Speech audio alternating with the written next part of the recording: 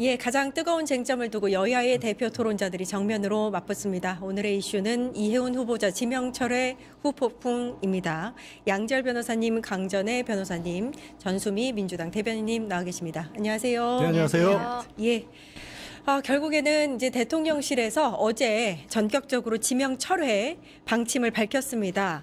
요거 이제 뭐 후보자의 청문회가 새벽 1시까지 이어졌고요. 그 다음 날 전격적인 지명 철회가 있었던 건데, 그러니까 청문 보고서 채택 여부가 결정되기 전에 대통령실에서 결정을 내렸다. 요 면에 있어서는 좀 매우 의미가 있다고 볼 수 있을 것 같은데 어떻게 보셨어요, 변호사님? 일단 그날 이제 청문회 새벽까지 이어진 청문회 과정에서 사실 청문회라고 하는 게 어찌됐든 뭐 국민을 향해서라도 그렇고 아무리 어떤 논란이 있다고 할지라도 절차적으로 반드시 거쳐야 될 것인데도 불구하고 무시하는 그런 일들이 종종 있었고 또 직접적으로 통합을 이유로 발탁했던 그런 지명자가 있기 때문에 해명 내지는 뭐 소명 이런 기회를 직접적으로 주고 또 정치권만 아니라 국민들에게 판단할 수 있는 그런 뭐 기회를 주는 건 맞다라고 생각을 하신 것 같습니다. 그래서 저도 청문회까지는 진행을 했던 부분이 당연히 타당하고 필요했던 과정이었는데 그 과정을 지켜보았을 때 국민들이 공감하고 또 해명이 될 만한 그런 것들 내용 면에 있어서건 아니면 뭐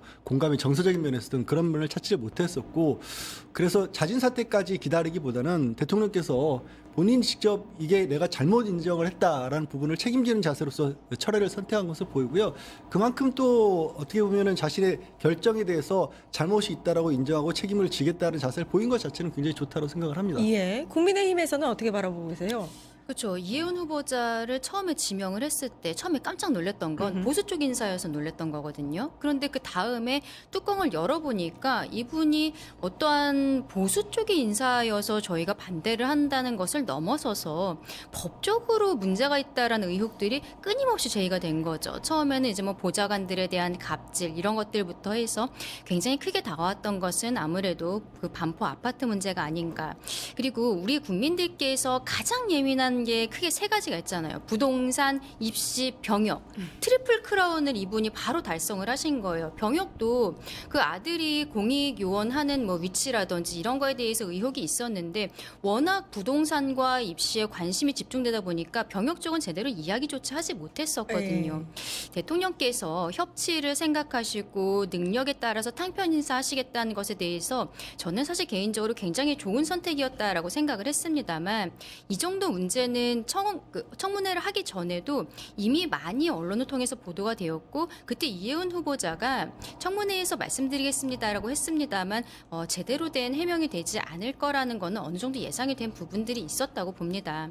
초반에 지명 철회를 하든지 혹은 이혜훈 후보자로 하여금 자진 사퇴를 하도록 했었던 것이 더 낫지 않았나. 결국에는 대통령께서 이 상황에 대한 책임을 오롯이 지셔야 되는 상황이 오히려 발생했다. 그렇게 생각합니다. 그렇게 보시는군요. 인사청문회를 하기 전에 지명철을 했었어야 된다. 자진 사퇴를 어찌 보면은 권유했어야 된다. 어떻게 보세요? 자진 사퇴를 하면 국민들의 시간을 뺏는 거기 때문에 그거는 좀 아니지 않았나 싶고 말씀드린 대로 청문회는 3단계입니다. 대통령실에서 먼저 임명에 발표를 하고 거기에 대한 평가, 대통령실 자체의 평가가 있고요. 두 번째는 언론에 그게 나왔을 때 언론 자체의 평가가 있고 마지막은 바로 청문회가 열려야 되는 이유인데 국민의 알 권리 측면도 있고 국민이 스스로 심판하는 겁니다. 저는 그래서 이번에 청문회의 관점은 통과냐 낙마냐가 아니라 이 사람을 국민의 눈높이에 맞는 사람인가, 그래서 국정 운영에 부담이 되는 사람인가 아니면은 어떠한 이익이 되는 사람인가의 기점을 보기 위해서 이번 청문회가 열렸고 이재명 대통령도 청문회가 열리길 바랬다라고 봅니다. 안타깝게도 국민의 눈높이에 맞지 못했기 때문에 그런 결과가 나온 건데, 왜냐하면 계속 얘기를 하실 때 불법이 아니다, 법적으로 문제 없다라고 얘기하셨거든요. 근데 국민들은 궁금해하셨던 거는 여기가 법정이 아니잖아요. 법적으로 문제 없다가 아니라 당신이 이혜훈 후보자가 도대체 왜 그런 선택을 했느냐, 우리 한번 들어볼게였는데 거기에 대해서 이제 부동산이라던가 여러 가지 그 자녀 문제가 나왔을 때 본인이 갑질도 나왔을 때도 결국엔 본인의 문제는 뭐 상황 인식의 차이인 것처럼 막 이렇게 이거를 얘기함으로 인해서 납득을 못했다는 거죠. 국민들을 설득 못 시켰고 국민의 눈높이에 맞지 않았기 때문에 결국에는 대통령실에서 청와대에서는 이 청문회 결국에는 아시지만 왜 늦은 밤까지 이어졌을까요? 설명이 길어졌다는 거잖아요. 결국에는 어떠한 설득을 할 수 있는 한 방이 없었다는 거거든요. 그러니까 결국에는 이 길어진 청문회에서 국민을 설득하는 국민의 눈높이에 맞는 그 결정적인 한 방이 없었기 때문에 결국엔 청와대에서 최종적으로 이제 선택하지 않는 그런 결과를 내지 않았나 싶습니다. 그렇죠. 전수미 대변인님 말씀하시는 거에 조금만 첨언을 하자면 반포 아파트와 관련해서도 법적으로 문제가 없다라고 처음에 이야기했던 거 이거 생각해 보면은 이분이 재산이 굉장히 많은데 무주택자였던 건 사실이거든요. 상가 같은 것을 사고 팔고 이러면서 재산을 축적했지 그동안에 본인들의 명의로 집을 갖고 있던 건 아니에요. 그러니까 어쨌든 청약 순위에 있어서는 굉장히 높은 순위가 됐었던 것은 맞는데 이러한 것들도 어떻게 보면은 35억이라는 분양대금을 떡하니 바로 현금으로 납부를 하는 것 그리고 이제 나중에 지금 불법으로 보이는 부분들이 첫째 아들이 결혼을 했음에도 불구하고 혼인신고를 하지 않고 부모님과 같이 사는 걸로 뭐 주민등록을 옮겨놨었는데 근데 이게 이번에 청문회 과정에서 결혼은 했으나 파탄의 위기였다. 그리고 오후가 되니까 파탄의 위기에서 아들이 발병을 했다. 그래서 뭐 우리가 품어야 한다는 생각에 그렇게 되었다. 이런 이야기들은 국민들께서 보시기에 전혀 납득할 수 없는 부분이었다라고 생각을 합니다. 예. 어쨌든 이번에 대통령께서 나름대로의 기준점이 있으셨을 것이라고 생각하는데 저는 또 조금 아쉬운 것은 민주당 내부에서도 대통령의 마음을 처음부터 깊게 헤아리지는 못한 게 아닌가 싶어요.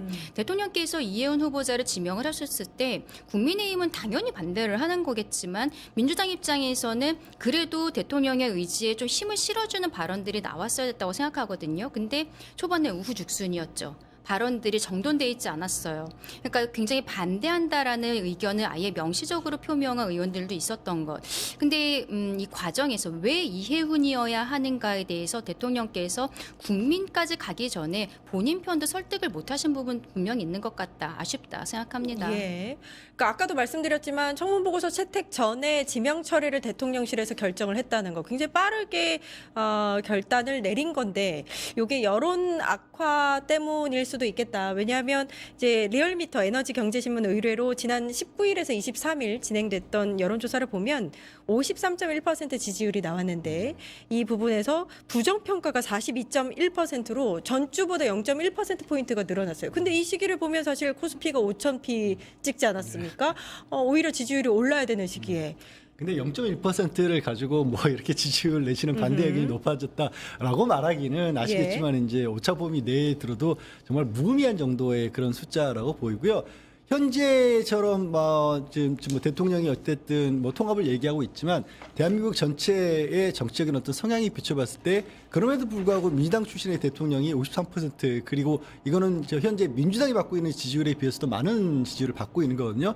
여전히 높은 지지를 받고 있기 때문에 저는 여기에서 대통령이 그러니까 이 지명 철회라는 과정에서 그 여론을 의식을 안 한다는 의미가 아니라 여론 때문에 빨리 정리를 해야겠다는 식으로 결정을 하신 거라고 보지는 않습니다. 그러니까 여론을 깊이 살리고 국민들의 의견을 듣는다는 것과 내 지지율이 오르고 내리고 하는 거를 의식을 해서 그걸 정치적 결단을 했다는 부분은 좀 다르게 봐야 될 것 같고요. 그리고 이혜훈 이제 전 지명자가 됐는데 하는 과정에서도 보면 사실 좀 전에 강진애 변호사께서는 뭐 대통령의 뜻을 민주당에서 더 존중을 해줬어야 되는 거다 내지는 같이 좀 뜻을 모아줬어야 되는 거다라는 얘기를 하셨지만 대통령이 지금 여러 가지 분야에서 하시는 얘기가 있죠. 행정과 정치의 영역은 다른 것이다라고 봤고 또 당과 그다음에 이 정부는 좀 다른 입장인 것도 맞고요. 이재명 대통령이 구상을 했었던 앞으로도 그리고 지명 철을 하면서도 여전히 통합은 계속될 것이다라고 밝혔기 때문에 그런 관점에서 본다라면 대통령이 능력을 보고 뭐 어떻게 보면 사람을 쓰려고 뽑았던 건데 문제는 저 청문회 과정에서 능력인가 아예 검증할 수 있는 기회조차도 주어지지 않은 게 못 만들어낸 거죠. 예. 후보했던 사람 본인이 그런 일이 됐기 때문에 조금 더 이제 더 신경을 써야 될 부분인 건 맞겠죠. 리얼미터 여론조사 조금 정정하겠습니다. 부정평가가 42.1%였는데요. 이게 전주보다는 직전 조사보다는 0.1%포인트 줄어든 수치라고 합니다. 그 지지율 53.1%가 횡보를 했기 때문에 혹시 이 논란을 이 지지율이 오르지 않은 부분에 대해서 의식한 것이 아니냐라는 질문이었습니다. 그러니까 이 혹시 이제 신년 기자회견 할 때도 인사청문회까지는 좀 바라봐야 되지 않느냐 이런 의족을 밝히셨는데 요때부터 이제 그러니까 지명 철회 의지가 있었던 거 아니냐 이런 분석도 있어요. 아무래도 그 대통령께서 제일 중요하게 생각하시는 게 국민의 눈높이이고, 이제 국민들 여론, 그러니까 목소리를 제일 중요하게 생각하시는 측면도 있을 것 같아요. 그러니까 항상 이제 독단의 정치를 굉장히 선을 그으시고 국민들과 소통하면서 함께 하시려고 하기 때문에 각 기관장들 다 국정 업무 보고를 생중계를 하지 않았습니까? 그러니까 우리는 이렇게 투명하게 한다. 여러분들 같이 국정을 운영하자 이런 의지일 텐데 결국 이해운 후보자의 이번에 지명 철회, 청문 보고서 채택도 안 하고 지명 철회를 한 거는 앵커님 말씀하신 대로 그런 여론의 악화, 특히 이런 도덕성 리스크를 더 이상 감당하기는 어렵지 않겠느냐, 국민의 눈높이에 맞지 않지 않겠느냐는 그런 판단도 있었을 거고요.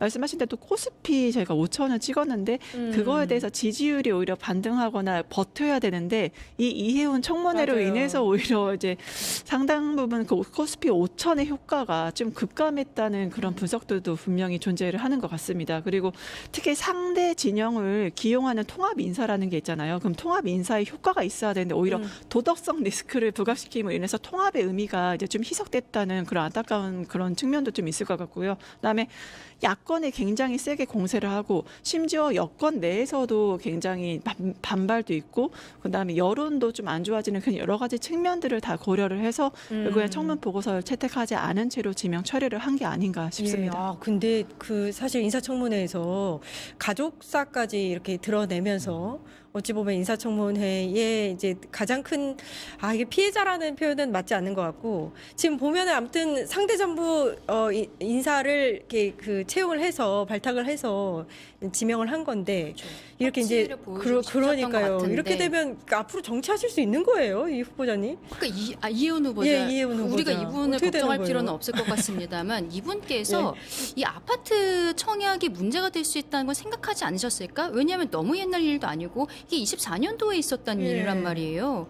그리고 그 아들이 그 직전에 결혼식을 올렸었던 상황이었고 그러면 이게 청문회까지 올라갔을 때 문제가 될 수 있다는 것은 예상을 했지만 그대로 본인은 강행하겠다는 의지가 굉장히 컸던 게 아닌가 싶습니다.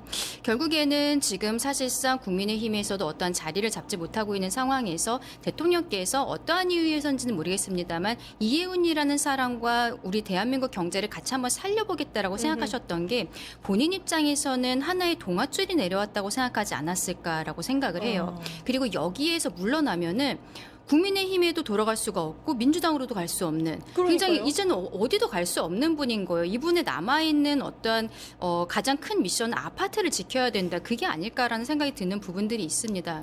이해운 후보자가 본인이 이러한 좀 문제될 만한 것들이 있다는 것을 알고 있었다면 처음부터 받지 말았어야 되는 거죠. 그리고 문제가 좀 커지면 오히려 자진 사퇴를 하면서 이 정부에 부담을 주고 싶지 않다. 그리고 국민의힘에도 미안하다라고 이야기를 했으면 그 다음에 어떠한 정치적인 것들을 모색할 수 있지 않았을까라는 생각도 드는데 저는 근데 좀 이번에 청문회를 보면서 김민석 시즌2라는 생각을 했습니다. 김민석 총리가 사실 청문회 과정에 있어서 굉장히 많은 의혹들이 있었지만 청문회에서 해결된 것은 아무것도 없었거든요. 근데 이번 청문회 과정에 김민석 총리가 SNS에다가 글을 올리셨는데 이게 검증은 야당의 몫이다, 야당의 책임이다라는 형태로 올리셨어요. 오히려 이거를 보고 이해운 후보자 측에서는 더 힘을 얻지 않았을까. 여러모로 지금 대통령실의 인사검증 시스템에 대해서 한번 제대로 손을 봐야 된다 그렇게 생각합니다. 자, 이렇게 국민의힘에서는 청와대의 인사검증 시스템 문제 제기를 하고 있거든요. 그거 어떻게 보세요? 그래서 청와대 인사검증 시스템 문제 제기를 하면서 뭐 이재명 대통령에 가까웠던 뭐 변호인들이 지금 인사검증을 주로 하고 있기 때문에 문제가 생겼다라는 식의 어떤 주장을 하는데, 그러니까 인사검증 시스템 문제 있다는 얘기는 뭔가 좀 생각지도 못한 후보가 나올 때는 뭐 윤석열 정부에서도 그런 얘기를 하긴 했었습니다만, 그럼 지금 이효은 후보 같은 사람이 나왔을 때 뭐 어떻게 했었어야 되느냐라고 되묻을 수밖에 없는 게, 과거처럼 어떤 정권에서 무슨 수사기관이라든가 정보기관을 동원해서 그 사람에 대해서 알아낼 수 있는 것도 아니고, 그리고 세평이라고 하는 부분은 상당 부분 약간은 저는 굳이 이제 그 인사검증 시스템에 대해서 좀 싫은 소리를 하자면 아우 너무 아니했던 거 아니냐. 아니 그래도 국민의힘 공당에서 5번이나 공천이나 주고 3번이나 국회의원이나 하신 분인데 그렇게까지 뭔가 뭐 갑질이 됐든지 간에 주변 사람들에 대한 평가가 안 좋았으면 그렇게 못했겠지라는 정도. 그러니까 불법적인 부분이 있냐 없냐를 시스템을 검증하는 정도에만 아마 그쳤을 것 같지. 그게 변호인단들이 주변에 있기 때문에 했다라고 하는 거는 조금 맞지 않아 보이고요. 오늘 갑자기 이제 국민의힘 의원 몇 번 분들이 그 검증하는 데 필요한 자료 냈던 도움을 줬던 사람들로 보이는 그 국민의힘 쪽 사람들 그 검증하고 다니던 소문이 든다면서 가만두지 않겠다라는 식으로 오히려 얘기를 하는데 예. 저 그걸 보면서 그러니까 이혜원 후보가 자기에 관련된 얘기들을 이 인사검증하는 데 있어서 보고를 했던 사람들을 찾고 있다라는 거예요. 그 얘기는 뭐냐면 이건 국민의힘 내부에서는 어느 정도 알고 있었다는 얘기가 되잖아요. 상대적으로. 오히려. 그렇잖아요. 그래서 아니 이게 저 과연 누가 누구를 탓해야 되는 상황일까? 과연 국민의힘 쪽에서 저런 얘기를 할 수 있는 입장일까 싶습니다. 예, 예. 국민의힘에서 어쨌든 오랫동안 정치를 해오셨던 분이니까. 그런데 이거는 이분이 저희 장관이나 이런 청문회를 하는 자리에 보수 정권에서 올라가셨던 분은 아니잖아요. 그런데 지역구 국회의원을 할 때 이런 부분들이 걸러지지 못했었던 것은 사실상 여와야 모두의 문제라고 생각을 합니다. 우리가 총선 과정에서 정말 후닥닥 그 많은 후보들을 처리를 하면서 세밀한 검증을 못하는 것은 정말 여야 없이 여기에 대해서 반성을 해야 된다고 생각하고, 근데 지금 저희가 인사검증 시스템에서 말씀드리는 거는 이번이 처음이 아니잖아요. 앞서 강선우 여가부 장관 후보자, 이진수 교육부 장관 후보자도 그랬는데 지금 뭐 이혜훈 후보자 같은 경우는 세평이라든지 이런 게 다른 당이어서 몰랐다라고 이야기하지만 강선우 당시 여가부 장관의 그 보좌진들에 대한 갑질 이런 것들은 내부적으로 당연히 알 수 있지 않았을까라는 생각도 드는 거죠. 그리고 저는 대통령께서 협치 이야기를 하시면서 능력으로 탕평 인사하시겠다는 방향성에 대해서 너무나 공감을 하고 있습니다. 그렇다면은 주위에 이제 뭐 민정수석실이라든지 이런 데에서 제대로 된 사람들을 추천하고 걸러줘야 되는데 그 시스템이 지금 망가져 있는 게 아닌가. 오히려 대통령께서 제가 오늘 초반에 말씀드린 이 상황 정말 온팡 책임 쓰시게 되는 그런 상황이 아닌가라는 생각이 드는 거예요. 이 부분은 분명히 저희는 대통령의 사과가 필요하다라고 국민에서 말씀드리고 있습니다만 그것은 인사로서 보여주셔야 된다. 민정수석실에 대한 개편이 필요하다. 그렇게 생각합니다. 예. 근데 아무리 이제 일단 그래도 국민 입장에서는 그 국민의힘에서 사실 5번이나 공천받고 3번이나 국회의원까지 했는데 이렇게까지 의혹들이 많단 말이에요. 지금 수사까지 진행돼야 되는 사안이잖아요. 네.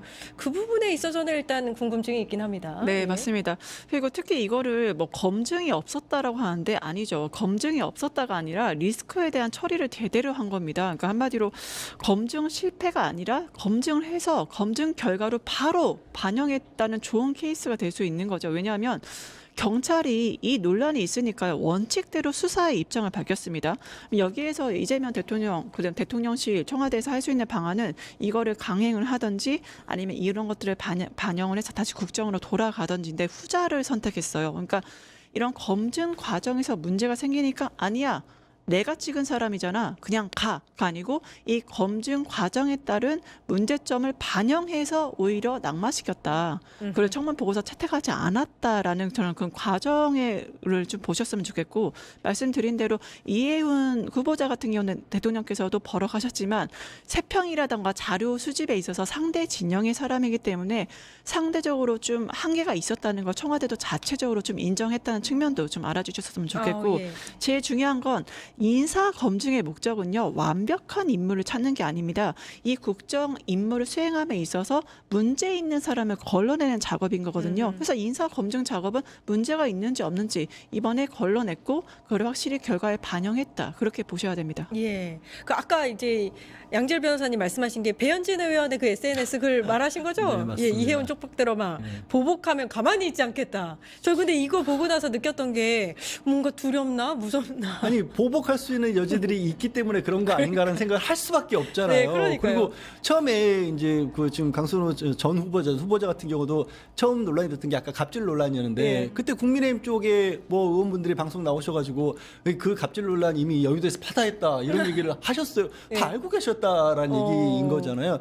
그리고 이제 지금 지나고 나서 또 얘기한다는 게 이미 낭만 후보자에서 하는 얘기지만 이분이 재테크라고 표현을 해야 될까요?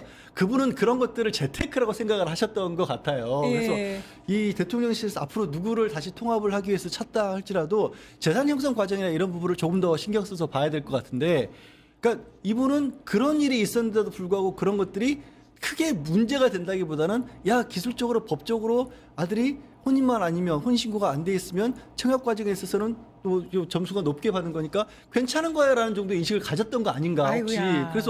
그래서 그런 것들을 가지고 있는데도 불구하고 아까 얘기한 좀 불과 2024년인데 당당하게 올라가셨던 게 아닐까, 받아들이셨던 게 아닐까. 그러면 상대적으로 아무래도 뭐 제가 진짜 돈이 많다는 이유만으로 사람에 대해서 뭔가 색안경 끼워 보는 거를 별로 좋아하지 않는데 도대체 국민의힘 쪽에서 돈이 혹시 많으신 분들 중에서는 어떻게 누구를 상대로 해서 이렇게 대통령실에서 지명을 하려면 지명을 해야 될까? 그건 어떻게 검증을 해야 될까? 일일이 재산 형성 과정을 다 추적해 봐야 될까? 그 걱정 안 할 수가 없을 것 같아요. 아, 그 말씀 들으니까 또 이재명 대통령이 이제 어제 홍익표 수석 통해서 이야기한 게 계속해서 탕평 인사, 이제 통합 인사를 하겠다 이렇게 이야기를 했는데 이렇게 되면 국힘 쪽에서 그러면 재산 형성을 많이 하신 분들을 걸러내야 되는 건지. 이제 아니, 앞으로 왜냐면 통합 제가 인사가 아까 얘기를 하시는 가우 중에서도 제 머릿속에도 이제 지난 총선 끝나고 나서 예. 총선 이후에 재산 신고하신 국회의원들, 그 국민의힘 의원들을 쭉 추적하는 프로그램을 같이 한 적이 있었는데 아, 자산들이 굉장히 높으신데도 불구하고 자택이 없으셨던 분들이 계시더라고요, 실제로. 에이, 정말요? 네, 집이 너무 많은데 혼자 이상하네. 자택은 없는 분들이 계세요. 예. 그래서 이건 뭘까? 그때 이현 후보는 막상 있지도 않았거든요. 예, 그렇군요. 예. 국민의힘 쪽에서 인사검증 라인에 이재명 대통령의 측근 변호사들이 포진하고 있어서 이게 문제다. 네. 이거는 무슨 내용이에요? 그건 이제 민정수석실 그쪽에 예. 대통령의 변호인 출신들이 대거 들어가 있는데 이제 그쪽이 인사 검증을 하는 거잖아요. 말하자면 전문성이 있는 것인가에 대한 문제 제기를 하는 것이라고 생각을 합니다. 그리고 또 세간에서는 현지 누나가 인사 검증하고 있다 이런 이야기들도 있지 않겠습니까? 강선우 후보자 때는 마지막에 결국 자진 사퇴의 형태를 띠게 된 것이 김현지 실장이 움직였기 때문이다라는 이야기들이 나오는 거죠. 그런 게 어느 정도의 전문성이 있는 것인지 좀 의구심이 있다라는 겁니다. 결국에는 이렇게 3번의 실패가 있었고 이 3번의 실패가 그리고 정말 대한민국을 들었다 놨다 할 정도의 큰 사건들이었다라고 생각을 하거든요. 특히 이번 이해운 후보자 같은 경우에는 대통령께서 협치라는 큰 그림으로서 데리고 왔던 인물인데 오히려 많은 실망감들을 안겨준 것 아니겠습니까? 오히려 이런 사람이 제대로 된 사람이 들어가서 정말로 경제가 살아난다면 여야가 협치를 하고 그리고 대한민국 발전에 있어서 어떠한 청사진이 보여줄 수 있는 이런 인물이 될 수도 있었던 건데 너무 엉뚱한 사람이 됐던 거거든요. 여기에 대해서는 그래서 제가 대통령께서 뭐 개인적으로 사과의 메시지 이런 것들보다는 오히려 인사로서 지금 민정수석실이 제대로 거르지 못하는 것 같으니까 거기에 대한 인사로서 보여주셨으면 좋겠다라고 말씀드렸던 예. 겁니다. 근데 이제 이게 윤석열 정부 시절에는 한동훈 법무부 장관이 네. 민정수석이 없으면서 거기서 인사검증을 거의 뭐 했다고도 볼 수 있고 그 인사검증 라인에 그러면 검사 출신들이 다 포진하고 있다. 요거랑 약간 결을 같이 하는 것 같아서 지금 비판할 처지가 되는가. 사실 윤석열 당시 대통령은 이런 비판적인 여론이 있어도 청문 보고서 불채택돼도 그냥 임명을 강행을 했잖아요. 예. 네, 그래서 아까 말씀드린 대로 결국에는 검증 실패가 있을 때 그거를 반영하느냐 아니면 윤석열처럼 그냥 뭐 모수의 뿔처럼 가느냐 바로 그 차이인 것 같습니다. 이제 이재명 대통령은 바로 국민들의 눈높이에 맞는가. 그러니까 이번 통합 인사에서 핵심은 통합의 방점이 아니라 이제 검증을 방점으로 하셨다는 거죠. 그러니까 통합 인사라는 그 기존의 원칙은 그대로 가고 하지만 맨 처음에 능력은 보겠죠. 그러니까 진영은 보지 않습니다. 하지만 논란이 되면은 그 스스로 이제 더 이상 마감한다, 강력하게 추진하지 않는다. 이 3가지 기본 원칙에 의해서 갈 거고 분명히 앞으로도 통합 인사는 계속 될 거지만 한 가지 달라진 게 있죠. 기준점이 더 높아졌다는 겁니다. 그렇죠. 이번에 국민의 눈높이가 굉장히 높았다는 걸 다시 한번 청문회를 통해서 확인했기 때문에 그리고 뭐 이해찬 총리께서도 말씀하셨지만 이재명은 완벽한 사람이 아니라 발전하는 사람이다라고 하셨잖아요. 이거는 결국엔 청와대 전체에서도 저는 통용이 된다. 발전하는 청와대로서 그 인사의 이런 시스템들을 좀 더 명확하게 갖추고 좀 더 나은 사람들이 국정 운영을 함께 할 수 있는 시스템을 구축할 거라고 믿습니다. 예. 그리고 이해운 후보자는 결국에는 이제 수사할 것들이 좀 남았잖아요. 그렇죠. 아파트와 관련한 것도 그렇고 그리고 장남이 대학을 들어갈 때 국위선양자 전형이라는 저는 그런 거 있다는 것 자체를 몰랐었거든요. 처음에는 뭐 다자녀 가정으로 해서 들어갔다라더니 그건 차남이었고 첫째는 국위선양자였는데 사회통합전형. 네. 근데 이게 결국에는 할아버지가 정치인으로서 활동하면서 훈장을 받았던 것, 이게 과연 맞는 것인지, 국위선양자라는 이 표현을 연세대학교에서 너무 좀 크게 해석을 한 것이 아닌지에 대한 의심이 있는데, 마침 그때 또 부친이, 그러니까 이혜훈 후보자의 배우자가 교무부처장을 했었다는 사실이 드러나지 않았습니까? 이게 뭐 업무방해라든지 이런 것들로 의율하기에는 공소시효가 이미 지났을 것 같아요. 2010년에 입학을 했으니까. 예, 예. 근데 우리가 조민 씨라든지 이런 사건을 보면은 뭐 입학 취소라든지 이런 것들도 충분히 가능한 상황이 아닌가라고 보이거든요. 그러니까 이번 정부에서 어떠한 잘잘못에 대해서 기준점이 있다는 것을 보여주시려면은 이혜훈 후보자가 앞으로 수사를 정말로 열심히 받는 부분들, 그러니까 왜 여당 쪽 사람들 같은 경우에는 수사가 제대로 이루어지지 않는다라는 국민적 의구심들이 있잖아요. 이번에 제대로 수사하는 모습을 좀 보여줬으면 좋겠다는 생각도 듭니다. 네, 이분은 여당 쪽 사람이라고 이제는 보기에는 좀 아니기도 하죠. 있다니까요. 근데 저는 사실 처음에 통합인사 이제 이렇게 계속해서 나오고 장관 통합인사를 봤을 때 이혜훈 처음에 지명을 했을 때요.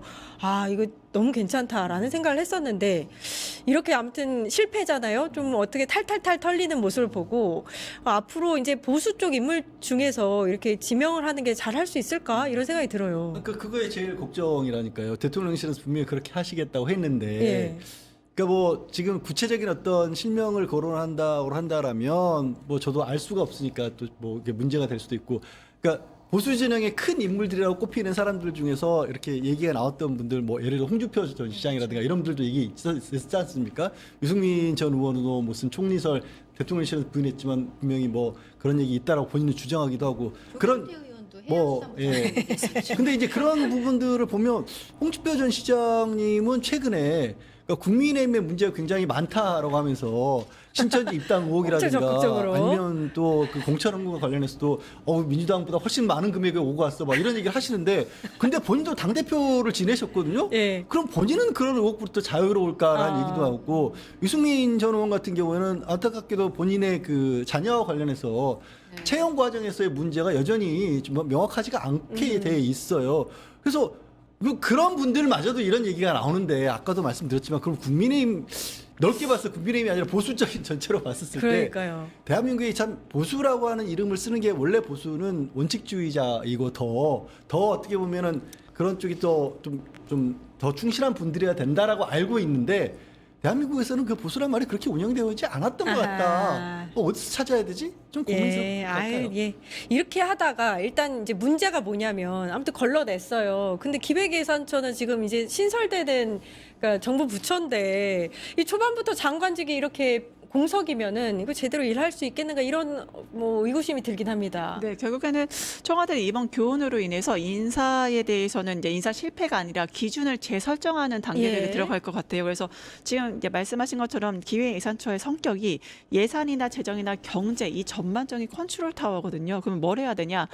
이제는 상징성 있는 인물보다는 바로 일에 투입될 수 있는 인물을 찾을 거다. 바로 일할 수 있는 인물을 찾을 거다. 오. 그래서 봤을 때는 사실 이혜훈 후보자의 특징은 정무형이었잖아요. 근데 예. 이제는 정무형보다는 실무형을 찾지 않을까 싶기도 하고요. 다음으로는 어떠한 정책, 그러니까 아무래도 이재명 대통령 성격상 관료를 좀 신뢰하시는 경향이 있기 때문에 관료나 아니면 정책의 전문가를 경제에 대해 전반 이해가 있는 그런 전문가를 투입하실 그런 여지도 좀 있고, 무엇보다 만약에 통합 인사를 그 진영 쪽에서 하게 된다면 굉장히 국민의 눈높이에 맞춰서 그 관문 또한 높여서 그 임명을 하시지 않을까 싶습니다. 아, 이번에는 그럼 전문성에 좀 초점을 둘 것이다. 네, 상징성보다는 얼마나 걸릴까요?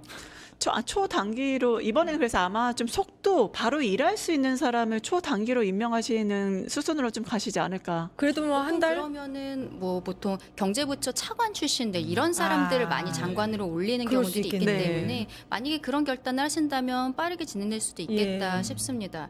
근데 저는 어쨌든 대통령께서 협치의 생각으로서 보수 쪽 인사들을 쓰신다는 것에 대해서는 너무 이혜훈 후보자 여기에 하나의 매몰될 것이 아니라 좋은 사람들 찾아서 따라서 그런 모습들 보이시는 것이 국민들로 하여금 정치에 대한 어떠한 희망을 갖게 하지 않을까 이런 생각도 좀 합니다. 굉장히 긍정적으로. 강전혜 변호사님 뭔가 생각 있으신 거 아니에요?